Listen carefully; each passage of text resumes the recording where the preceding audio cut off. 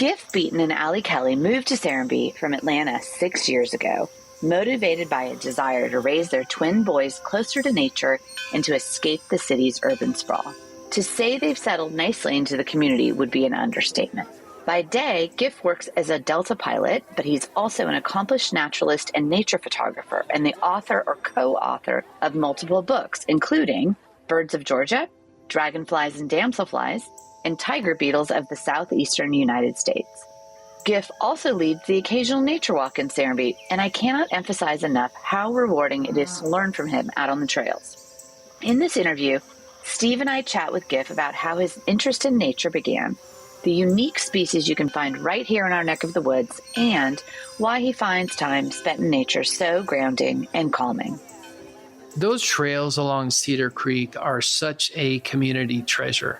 We have so many warblers that breed down there, little yellow hooded warblers and Kentucky warblers that people they hear them, they don't know what they are, and they just keep walking. But when we take the bird walks down there and they see them, they're like, I had no idea something like that lived here. Giff, thank you so much for joining us on Serenbe Stories today. I want to welcome you to our exciting little conference room. We're in person today, which is pretty exciting. Very excited to be here. Steve, you're here too with us. So good to see you back again. Giff, looking forward to the conversation this afternoon. I know you have a specific relationship with all the various critters in our forest, so look forward to hearing about that. One of the things that we do, Giff, every time we do Serenbe Stories is the first thing we ask our guests is, what is your Serenbe story? How did you find your way here? I'm pretty sure the universe was going to make us come here no matter what, because both Allie and I have our own story and they completely dovetailed into us actually getting here. Chuck Salibi, who is a builder here, is a longtime birder in Georgia, and he and I used to lead bird walks at Kennesaw Mountain all the time. And we used to spend a lot of time together because I lived on the north side and so did he. And we used to joke with each other a lot because he's somewhat more conservative ideologically than I am. And he would say, man, I've started building houses down in Serenbe. He's like, those are your people. You totally need to go down there because they believe all that progressive stuff you believe too. And I'm like, yeah. And then Allie had her own pull. And then we came down here a couple of times and I was like, wow, it's awesome. They got all these trails. I love the community concept, the community ideology, and it seemed really nice, but I didn't really have any intention of leaving. Then we had the boys. I have twin boys that are 10 now, and they were just little, and we were thinking, how are we going to bring them up in all this concrete in Cobb County and still get them outdoors? And then, in all their wisdom, the Cobb County commissioners lured the Atlanta Braves up to Cobb County, and they put that stadium right in the only way you could get past 285 and 75 I know. in bad traffic. And we're like, that's it. Where are we going to go? And we're like, let's go look at Serenbe. And we came down here and I said, Chuck, can you meet us? Find out what lots are available. I've always wanted to be on a lake. And he's like, well, there's a really good one on this lake right here. Yeah. So we walked through all these lots with Chuck and he's like, this is the best lot. And we bought it. And then we sold our house and then we built and that was that. What year was that? So we moved in July of 2017. So I believe we bought it around March of 16, something like that. Because it took us a while to sell our house. Well, it didn't take very long to sell it. But once we sold it, we couldn't buy the land until we sold that house. So we sold that house, immediately bought the property, moved into a little rental for a year while it was being built, and then moved down. Well, I knew your wife before I met you. And I think Allie is one of those great, interesting people. I had no idea she was married to this guy that was such a nature geek. Is that a fair thing? That's totally fair. That's what I call myself. And I am happy and honored to be, Mr. Kelly. Well, so that's how a lot of people know me. Well, I don't think you're any longer that, now that we know you. It's a lot of people are surprised to hear that you're a couple, because they know you each individually in totally separate areas. You guys were like pioneers on that side of the lake, on that side of the There weren't very many people over there. Ron had been there forever, but there weren't that many houses for sure. I will tell you this, since we have lived here, There has been a house under construction, either right next to us or right across to us, without stop. These 2 houses that are being finished across the street, that's the end. Is that it? And that they can't do anymore. Okay, There's good. no more. Okay, So good. looking forward to that being done. Pretty phenomenal homes over there surrounding you. Yeah, there's some really big homes, beautiful, lovely homes, but we kind of joke that we're the one small house. Oh, we have surrounded. the same thing. We're just a little cottage on the other side. Yeah, no, of we Grange, love our which little house. Yeah. And we love being right on the trail. It is great. It is great. So now, were you flying at the time when you were on the north side, but you were flying out of the airport? So how was that drive for you? Is that been a really nice change? So it's been a nice change. The thing about Cobb County, when you leave your house, you don't know if it's going to take you 35 minutes to get to the airport or 2 hours and 35 minutes. So you have to plan. You have to leave so early. Down here, I leave, it's 35 minutes. If 85 is shut down and I have to take Fulton Parkway, it's 37 minutes. Right. It's so consistent. But I don't fly that much. Yeah, I only ask you. Yeah. Well, I'm so senior now. I've been at Delta for like 36 years. So I get to pick and choose my trips. Nice. And all I do are these long, what we call turnarounds, where you fly somewhere and you come back that same day. I do very few overnights. And do you do internationals, or so internationals would have been overnight then? It's international in this hemisphere. Like I fly to South America and Central America and Central America all the time. And so how many times are you flying a month at this point? I do maybe 2 of those long turns a week on average. It's pretty chill. That's nice. But they pay so well that you can just do a few of them. Like I can do 2 of those and it pays more than an old 3-day trip. Unbelievable. And so, I mean, everybody wants them. That's why they're so senior. Well, and we have like a decent amount of pilots living in Serenbe. And not just Delta, cool. but United, all sorts. Southwest. Yeah, definitely. Did you know Crystal? I did not. Okay, because we've had her on the podcast. But that's always fun, a female pilot especially. Oh, yeah. No, Crystal's great.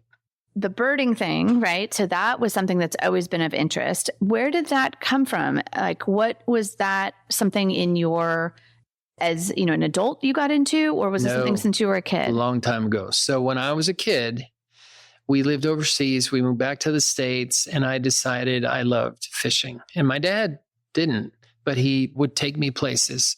So I was, unsurprisingly, a little too intense for most of the other little kids my age, like 12, 13, because I wanted to get on my bike and ride up to the lake like at daybreak and stay there all day, and come home. Wow. And the other kids were like, I'll go for 2 hours, So I ended up fishing with some adults.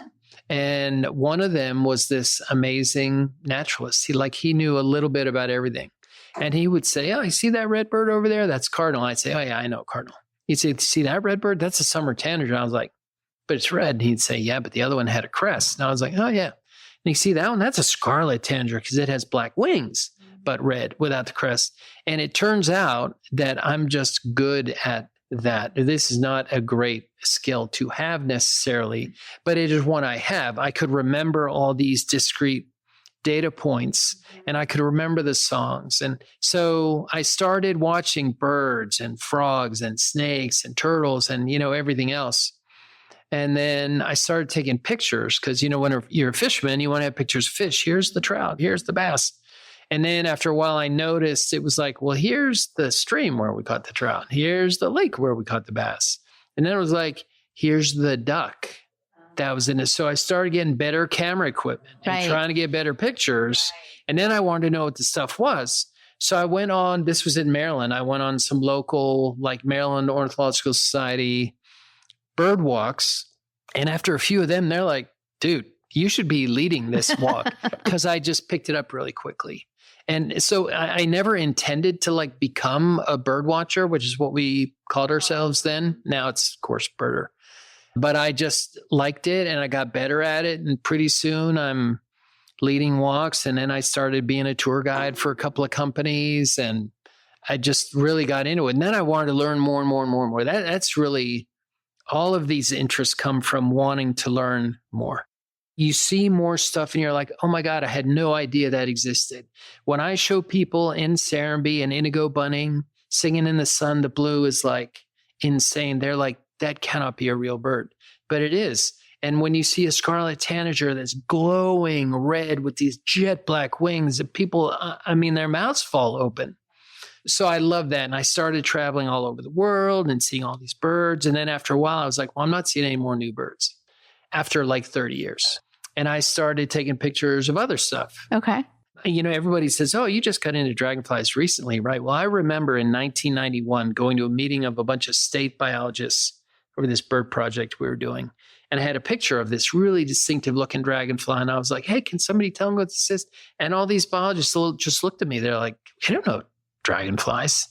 I was like, you have to be kidding me. So I decided I would learn what that was. And while I did that, I learned about all of them. And then I did the book. And they've all been like that. I can go back through my photography over the years. And I can see when I first got interested in something, because first there's just like one or two shots. And then all of a sudden there's more. And then I remember like looking for different habitats or looking in different seasons. That's how that happens. Right. Because it is fascinating. They don't show up all the time. And some of them are only coming out at different times, and they're going through a whole life cycle. And we have my limited bird knowledge. We have I think they're barn swallows that nest in our porch area by our pool every year. It's either barn swallows or eastern phoebes. Those are the two. And we're like loath to take that little nest down, even though it's so messy. I know, but good for you. We leave it up there, and like the new family comes every year. I know. And there's new babies every year. And how awesome is that? Right. And they're eating a bunch of mosquitoes and stuff. They are. They're out there doing their thing. And so we appreciate them. That's all I got for you. That's plenty. That's plenty. Tell me, although we did, my husband put up a couple bird feeders recently. Okay. And so he absolutely loves them. Oh, good. And so does our dog. And she just sits there and just like, I think it's sort of entertaining for her because we're, gone sometimes for the day. As long as it's not frustrating that she's like trying to get what's frustrating is the squirrel. Cat. Oh, the squirrel. Yes, we do have a cat next door. That's a different conversation. But the squirrel, that's when she gets pissed because she's like, those are not your seeds. Right. Those are for the birds. You need to get the hell out of Dodge. That's funny. So tell me about the book. I've done a few books. Yeah. That particular book is a dragonfly field guide so cool. That I did for University of Georgia. It's done, they said if it sells 3,000 copies, it's like a bestseller. I mean, Robert Ludlum, Steve Patterson, these people are not in fear of authors like me. But it has sold, I think, like 8,000 copies, That's which huge. Is pretty good. So it's like a Dragonfly International bestseller. No, not quite. It is a Georgia and the Southeast field guide, and it's done well. Nice. And it just so happens that here we have a lot of places to see some pretty cool dragonflies. I did a bunch of bird books, and then I just recently did a book on tiger beetles. Oh, I didn't know about that. Which are other super cool insects. Tell us a little bit about tiger beetles. We have some of them here too. They're small beetles, maybe an inch or slightly less or slightly more. They run around on the ground. They have some of the best eyesight in the insect world. They also are the fastest animal by size and by mass in the world. Okay. They run so fast to chase prey that like their eyes can't keep up. Whoa. So they have to run and stop. And then they run and stop. Yeah, literally, that's what they do. What do these little guys eat? Other bugs, insects of all kinds. And we have several kinds of tiger beetles here. When you're on the trails along Cedar Creek, if you ever see little green things flying up off the trail, those are tiger beetles. Okay, green. Okay, in my head, I wanted them to be striped like a tiger. They're called tiger beetles not because of what they look like, but because of how they act. They chase things down and they're really fast and really powerful. Okay, very for their cool. size. Okay, very cool. And there's about 40 kinds in the Southeast. And I have found, I think, 5 of them here at Serenbe. Wow. And how rare is that in an urban or developed area? We don't have anything here that's really spectacular in this insect group. We have some other insects that are pretty awesome. Everything I've found, okay, so there's one called the one-spotted tiger beetle, and it's really more of a Blue Ridge. It's found in the mountain. It's found in the Piedmont, which is where we are, but very sparingly. But if you go slow on some of the upland trails, we have them here. They're hard to find because they don't just stay out in the open like a lot of the other tiger beetles do, but we have them. So you can look for that. What are some of the unique things that you found here? Or maybe there aren't any, but I feel like there's been a ton of birds. So there's been a lot of good birds here. Sam found a couple of years ago before I ever got here. There was a snow goose, which was not most snow geese are white. This was a blue form snow goose. And Thomas actually called me about that in January, and I instantly ran over. Where was it? It was hanging out with some Canada geese over by the farm. And it was only there for about 3 days. But I called all my bird people in Serenbe, of which there are many, and said, if you want to see a snow goose, you need to go now because it won't stick around. Right. And it didn't. That's so cool. The coolest thing that we have those trails along Cedar Creek are such a community treasure. We have so many warblers that breed down there, little yellow hooded warblers and Kentucky warblers that people they hear them, they don't know what they are, and they just keep walking. But when we take the bird walks down there and they see them, they're like, I had no idea something like that lived here. Well, we've had one bird called a Swainson's warbler, which is common in its preferred habitat, which is canebrakes down in the coastal plain. It also breeds in rhododendron thickets in the mountains. Same bird, pretty sparingly found in the Piedmont. But we've had one here, which was a really special find for Fulton County. A lot of Fulton County birders were like, I want to see a Swainson's warbler in Fulton County. So over the last couple of years, it's been here. I think this is its third year. Really?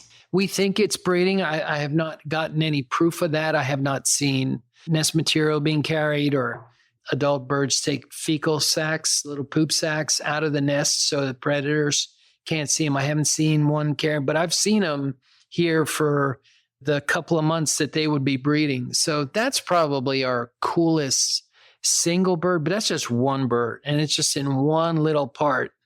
Right.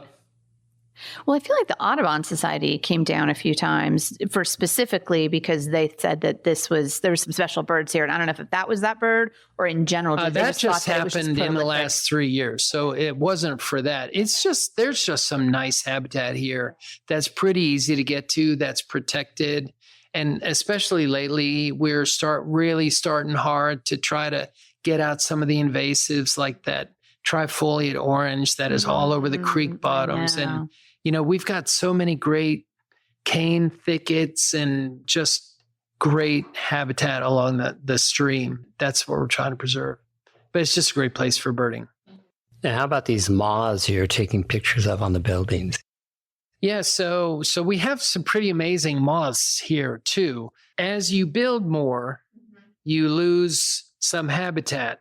So what I used to do my first several years here, as soon as one motto was built, and they had all those lights, it was like a moth magnet. And I would go there, I would drop the boys off at school or the bus stop, and I'd go to one motto and I'd walk up and down, all the way down to Bamboo and back, and then all the way up to the top of one motto. And I would frequently see Steve over there, and he's like, what are you doing? And sometimes I would get like 15, 20 different moth species in a day hanging out in those lights.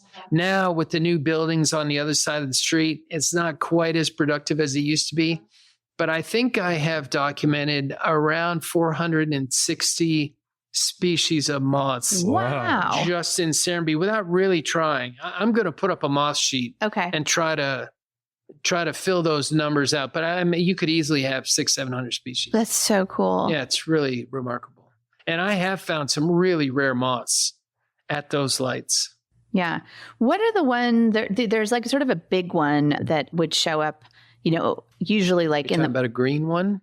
I'm using my hands here, everybody. It's like green and maybe purple. It has like kind of like circles, and it's really long secondary. So you're I think you might be combining two different moths. Am I combining two? The first one is...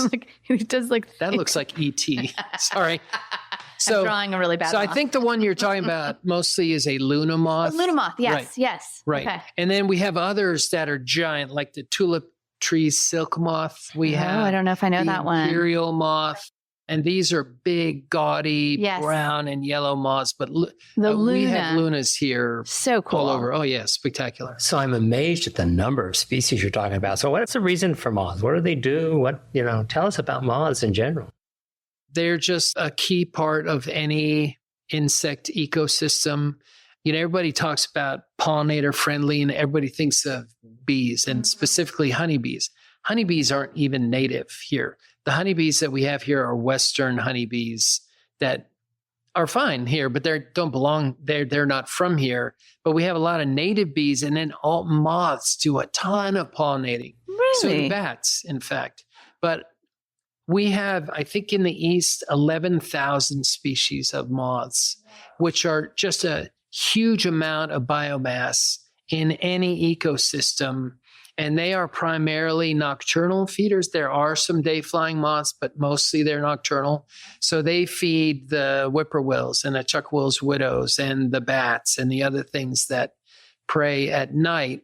They eat a lot of leaves to build up their caterpillars, and they pollinate a lot of flowers. Okay. We notice, and several people of us were just talking about it, that the lack of mosquitoes. And it's because we've left the predators. We aren't chasing them away with all of our chemicals and what have you. So who are the predators for mosquitoes and what we think of as pesky bugs? Dragonflies eat a lot of mosquitoes, and a lot of the other predatory flying insects. In any insect's life, there are predators that prey on them when they are larvae, when they're developing, and there are predators that prey on them when they are adults. And so for larvae, and this gets into why we don't have too many mosquitoes, we have really worked hard not to leave a lot of standing water. If you leave standing water, you're going to get mosquitoes. So if you are having mosquitoes in your yard, everybody's like, oh, call the mosquito hunter. No, just go in the back and dump out that pot, because that's where they're all growing. That pot that you've got sitting around, behind the side of your house. So I noticed some places out in the woods where we have standing water is just full of tadpoles. Right. And the tadpoles mostly are herbivores, but other predators will come into those puddles. So these puddles are ephemeral, right? They don't last that long. The reason frogs lay their eggs in puddles is because there's not as many predators in a puddle because it's only temporary. Mm-hmm. But there are dragonflies that lay their larvae that focus on puddles because they know it's like golden corral in there for them because there's no other predators. Right. But then, and they will eat the peanuts out of mosquito larvae. If the mosquitoes are attracted to the standing water, then that's their right. food. And so that's right. That's one reason we do have standing water out in the forest, right. But it's full of... Right. And there's a whole complex ecosystem that quickly builds up and then dies as soon as the puddle dries up, unless you have more rain to refill it.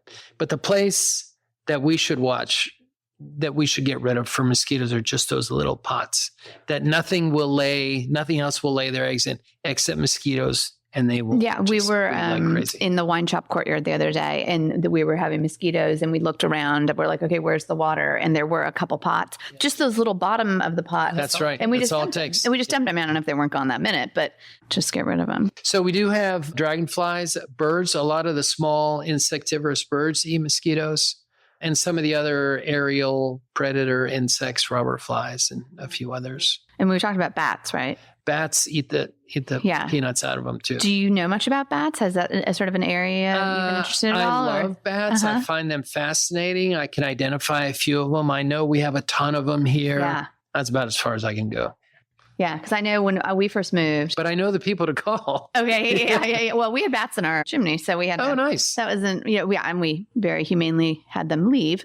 But the bat boxes, I think, is really interesting. I had not known anything about bats coming here from the city, and that was really interesting to see that Steve had put bat boxes up all around the community and encouraged, on houses. Yeah, one of the first times I met Steve, you probably don't remember this, but we had just built our house.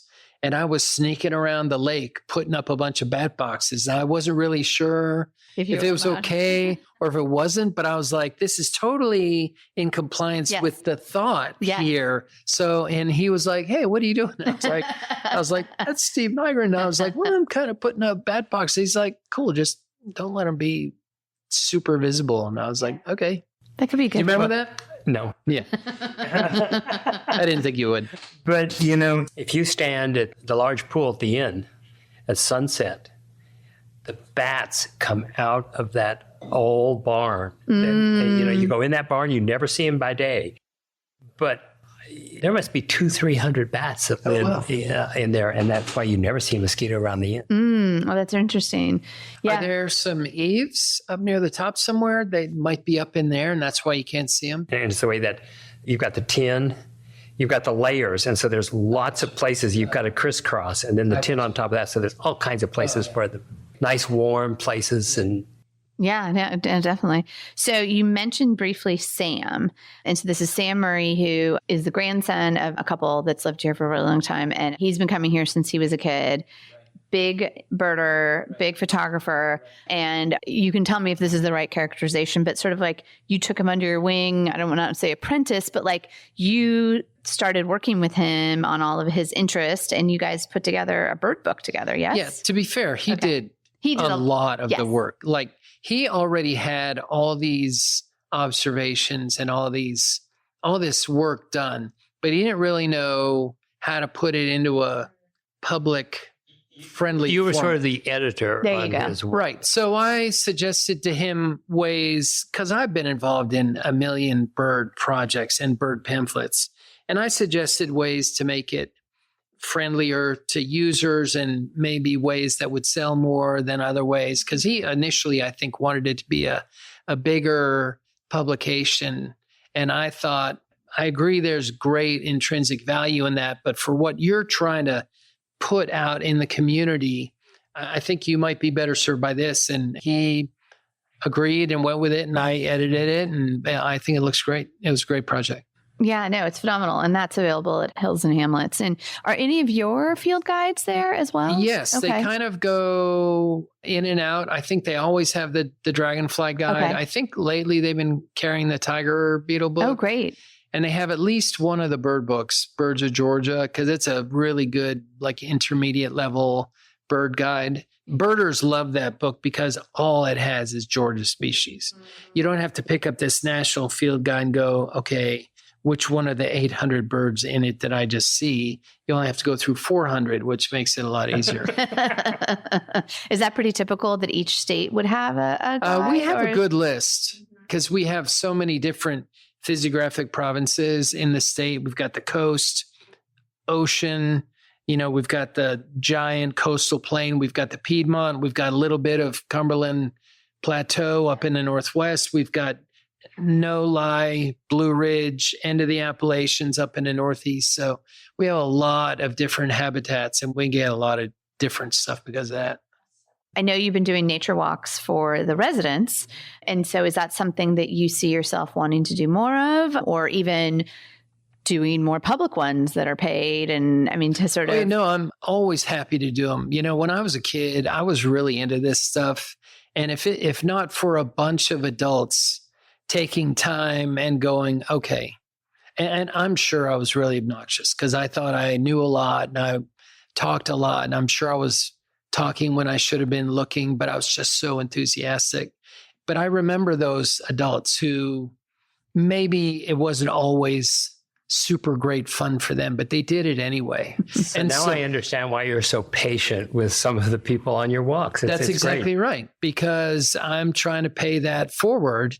And if I can help a kid realize that it's okay to like birds or to like insects, and if I can help an adult realize it doesn't matter what time you start this, you can be just as awed and enthralled as the rest of us, I'm happy to do it. I'm happy to do them for Amy. There's a little group of people outside of Amy who are like, hey, isn't this a good week? And I'm like, how about Tuesday? Because my schedule changes from flying and I don't always know that far in advance, but I'll say, hey, Tuesday looks like a good day. We had some weather the night before. And they're like, okay, where do you want to meet? And we'll just go see what we can see. And did you ever think when you moved here that there would be sort of this, maybe you knew because you were told, Chuck told you your people were here, but was that sort of a surprise at all? Or is it just a lovely outcome? It's a lovely outcome. I've never, moved somewhere thinking, will there be birding prospects there? Because you can find birds anywhere. It's just harder some places than others, but we have such a great network of trails. And There's so much great habitat that it's really easy. And I mean, not just Serenbe, but like Cochrane Mill is great. Beautiful. Even Hutchinson Ferry Park, which is not super developed yet, is great. And a couple of the new parks up in Chat Hills are going to be great. McIntosh Reserve over in Carroll County is great. Sweetwater Creek State Park is great. And they all have slightly different habitat and slightly different things to offer. So what about the 10-year-olds? How about the kids? Are they interested? So one of them is enthralled and wants to go everywhere all the time. And the other one likes cars and sports. That's what happens. People are different. That's right. And they're fine. I have never, on the advice of a lot of friends who had kids, they said, do not make them go. And so they know that if we're going on a hike, Dad's going to be looking at bugs and birds. And one of them is interested and one of them pretends not to be. But a lot of times he ends up, he's like, Dad, I just found, such and such. So I've never pushed it. And I'm still not, even with the one who's super excited about it. But they both have a good foundation in it. And over the course of their life, they'll decide whether to stick with it or not. And we'll see. Oh, such a gift to give to them. Well, I mean, I love, for me, my happy place is outside. If I can't get outside and just walk or do something, they have a name for this now, nature or something. I'm sure you guys know what it is. But I've always known that for me to just get outside and hike and look and see what I can find is just, it's very calming and it just kind of grounds me. And if I don't get to do it, I'm like, too many people. No. I think the pandemic certainly brought this focus to a lot of people. And what I started hearing is nature forward. Yeah. And it was, people understood that importance of getting out to nature. And they had time to do it during the pandemic. Right. That's true. So one of the things that we always ask at the end of the interview is if somebody's coming here for the first time and they don't know anything about Serenbe, what would be your recommendation that they do when they're here? I saw the question on your list and I thought, how do you answer that in a short while? Because I think, we've been talking about the habitat and the trails, which I think is one of the top 3 selling points of Serenbe. But there is a sense of community here that I have never experienced anywhere. And I mean, I know almost everybody on my street. And if I need something, I could call any of them and they would help. And they would do the same. People see stuff out on your porch. And if they see it for 2 days, they're like, must be waiting. They go tuck it around behind your bench or something. Or, somebody has a flat, Allie's car had a flat tire one time out on Hutchins Ferry Road. And several neighbors were like, hey, we saw Allie's car. Does she need help? Like, you just don't get that. I always knew like my immediate neighbors.